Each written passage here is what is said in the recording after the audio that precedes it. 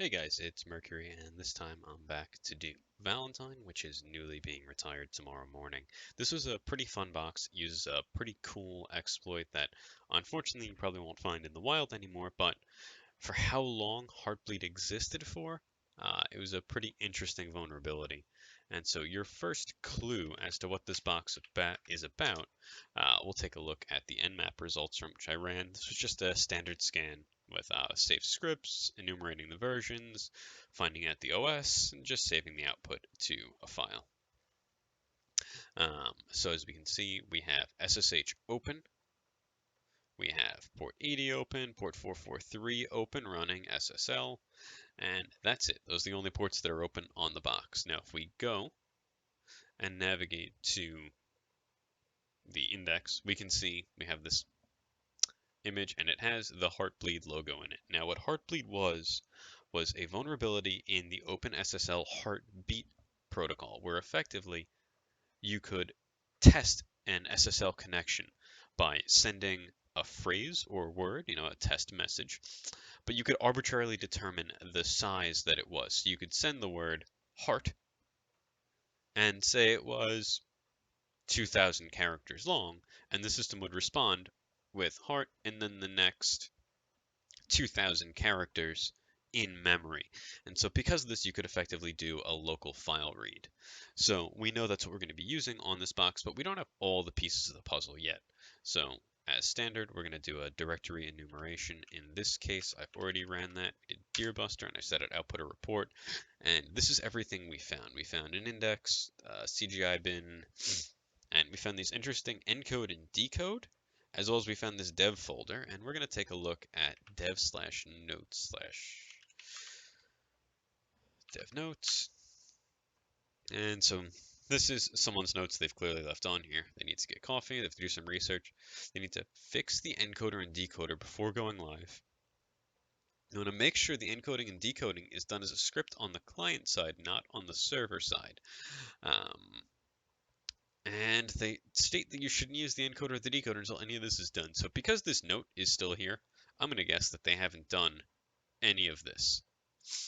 So if we navigate, we're going to see what kind of encoding this does.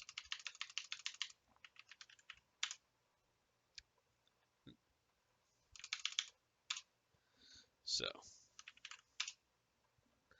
and if we look, that looks like base 64. Let's see.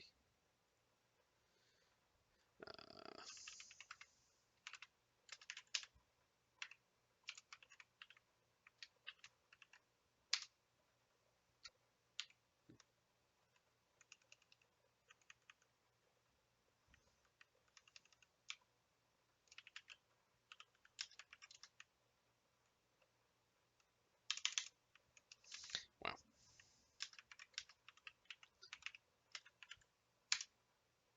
And as you can see, we get test back out of it. So we know this is just a simple base 64. So in this case, I've gone and grabbed a Heartbleed proof of concept script that I found. And so what this will do, let's just cat the readme. So the argument for using it is pretty simple. We're just going to call it, and then we're going to call the domain we're going against. And then we can then check the out file to see what was contained in the memory instead of what was sent. So if we take a look, and we'll just do Python, we'll see if it comes out. Now, this is something that messed up a lot of people, is that you may have to run this a couple times before you actually see anything coming out of this.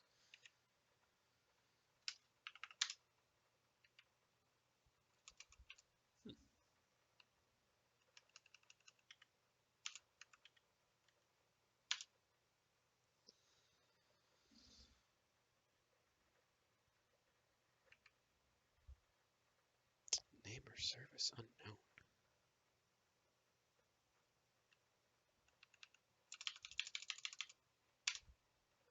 There we go. Didn't need the HTTP. So now I'm going to cat out.txt, and we get this huge output. And if we go through it, we'll take a look.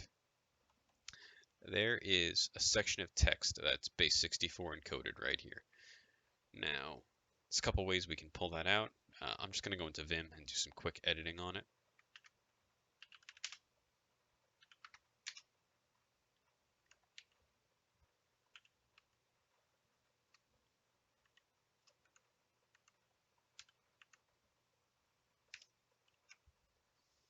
Just so we can get it all on one line to decode, and we'll see what this guy is.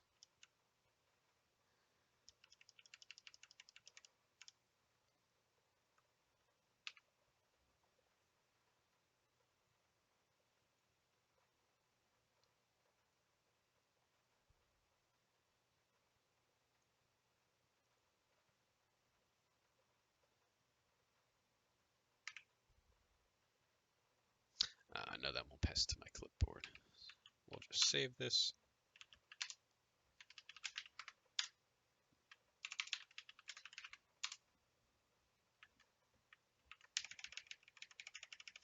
Jump back up to our line. Grab it.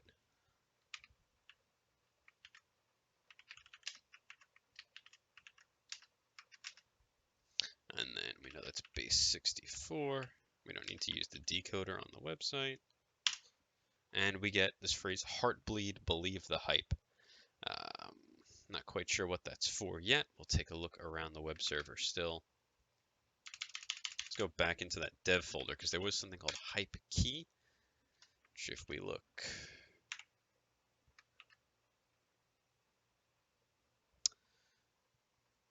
so hype key appears to be hex. Yeah.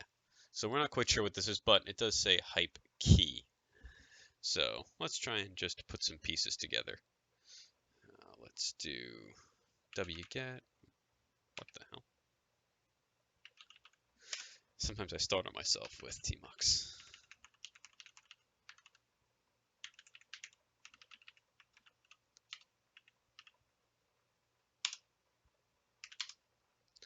Okay, so we're going to say, I'm trying to open the key with OpenSSL and see what happens. No, we got to convert it first. So echo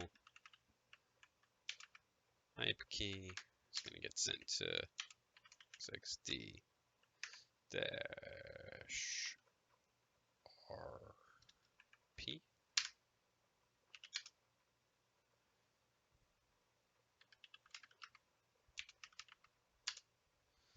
Nah, did something wrong there. Let's look at the XXD options.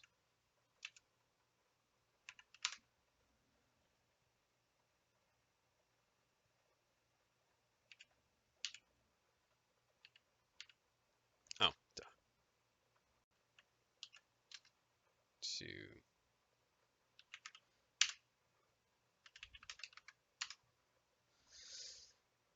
wrong here.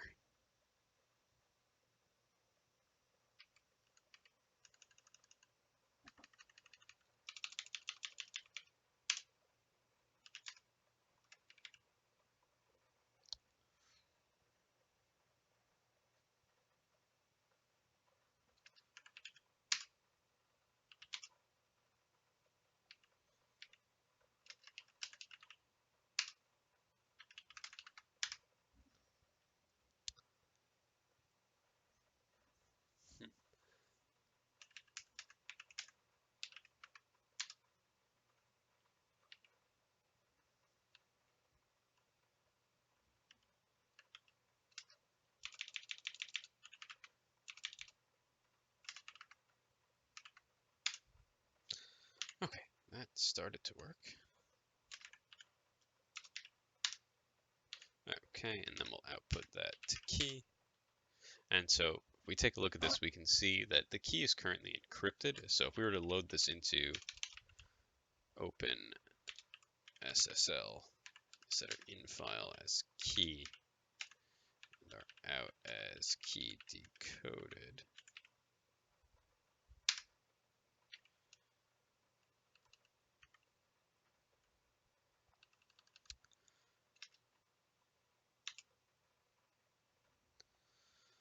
Let's just do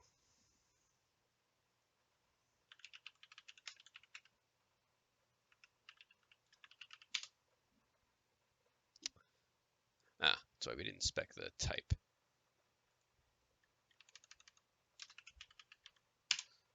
So now we need a passphrase, and we were able to pull out of this before that Heartbleed believe the hype. Let's just test and see if that's good. And hey, we got it. So if we take a look at key decode, we have a decrypted RSA key. So now let's go back and hype key. We don't know if this is for user or for root, so we're just going to try SSH-I key decode 10.10.79, and we'll see if this returns anything. Now we're just going to try and figure out whose key this is, if this gets us directly into root or if this gets us into a user. So no, it's prompting us for a password. We know if this was used correctly, we wouldn't need to provide a password. The key would act as our password. So let's try. We know the box named Valentine.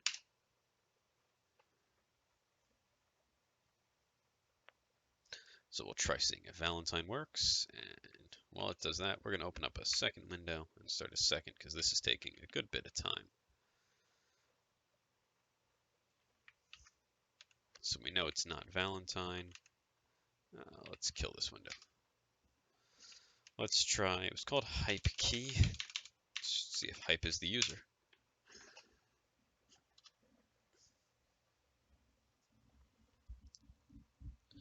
We'll see what returns.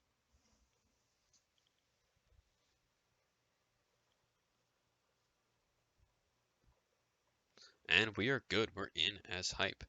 So at this point, we'll see if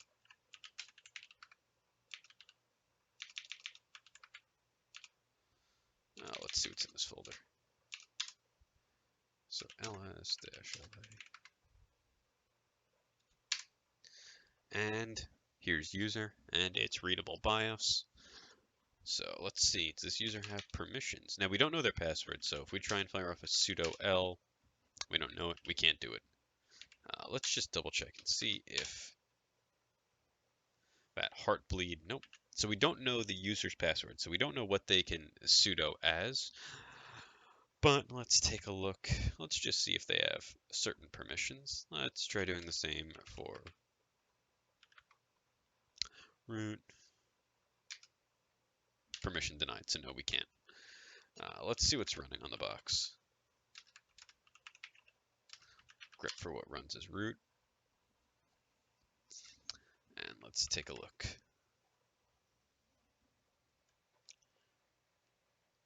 Now, if I remember correctly, this is the part that also messed with a lot of people because it is obvious. I'll know it when I see it. But it's a function that not a lot of people are used to. So here we go. On this line, root is running a tmux session and they've detached it, which means we can just simply attach to this tmux session. So if we do tmux, literally exactly as we see right there, tmux, attach a session, dev, oh, okay, it's the only thing in that folder. And now, who am I? I'm root, it already told me that, ls-la.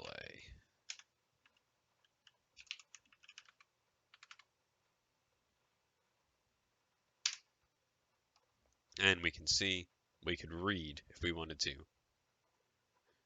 that root.txt. So this is something that you might see.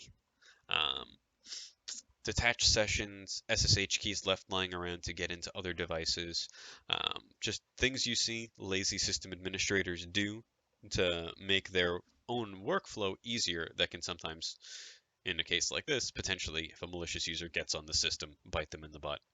This was a pretty quick machine. There was a little bit of dead air, but it was a pretty simple machine. What you had to keep on doing was if you didn't get the key when you ran Heartbleed, when you ran the Heartbleed exploit, if you didn't get the passphrase, you had to just keep on running it.